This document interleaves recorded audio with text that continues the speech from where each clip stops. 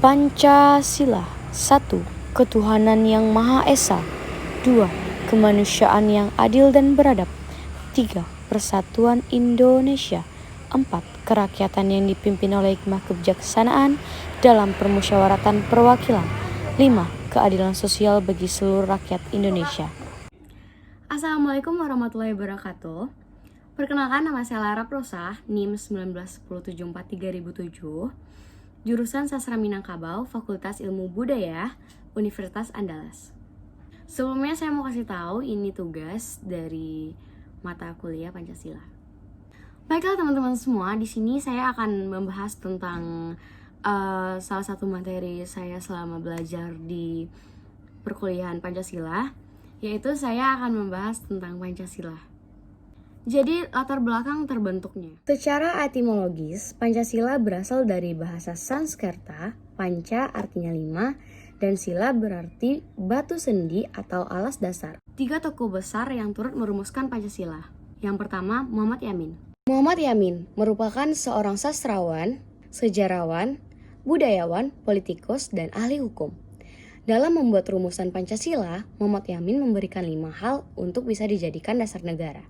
Pertama, diajukan secara lisan pada tanggal 29 Mei 1945 yang berisi peri kebangsaan, peri kemanusiaan, peri ketuhanan, peri kerakyatan, kesejahteraan rakyat. Yang kedua ada Suepomo. Suepomo merupakan seorang ahli hukum pada generasi pertama yang sudah ada ketika Indonesia merdeka.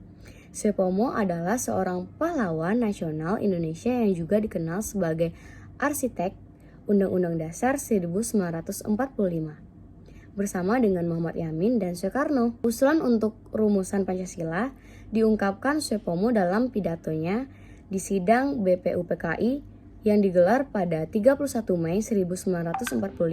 Suepomo memberikan 5 rumusan untuk dijadikan dasar negara, yaitu persatuan, kekeluargaan, keseimbangan lahir dan batin, musyawarah, keadilan rakyat. Dan yang ketiga ada Soekarno. Presiden pertama Indonesia, Soekarno juga turut serta merumuskan Pancasila.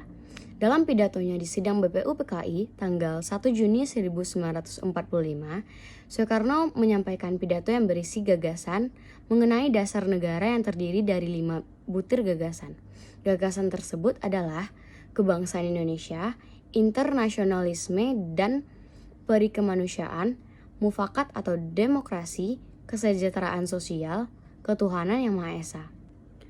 Setelah rumusan Pancasila diterima sebagai dasar negara secara resmi, kemudian diterbitkan beberapa dokumen penetapannya, yaitu rumusan pertama Piagam Jakarta, Jakarta Charter, tanggal 22 Juni 1945. Rumusan kedua, pembukaan Undang-Undang Dasar, tanggal 18 Agustus 1945. Rumusan ketiga, Mukadimah Konstitusi Republik Indonesia Serikat, tanggal 27 Desember 1949.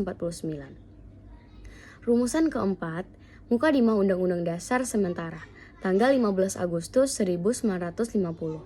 Rumusan kelima, rumusan kedua yang dijiwai oleh rumusan pertama, merujuk Dekret Presiden 5 Juli 1959. Rumusan dasar Pancasila yang sah.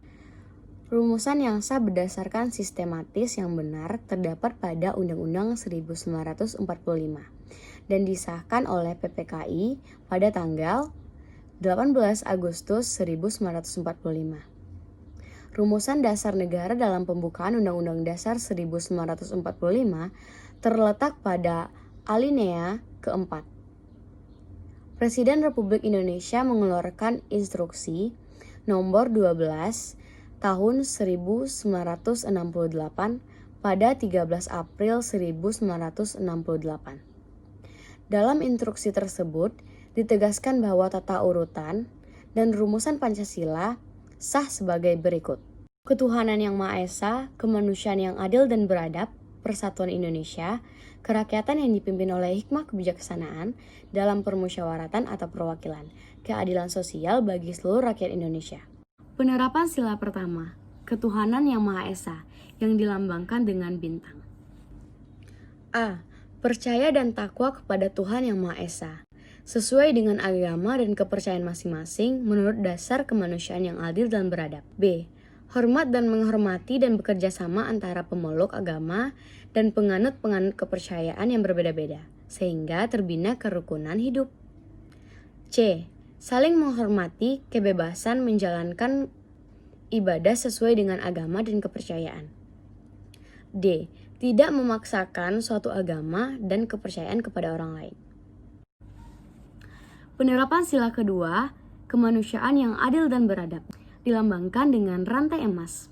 A. Mengakui persamaan derajat, persamaan hak, dan persamaan kewajiban antara sesama manusia. B. Saling mencintai sesama manusia. C. Mengembangkan sikap tenggang rasa. D. Tidak semena-mena terhadap orang lain. E.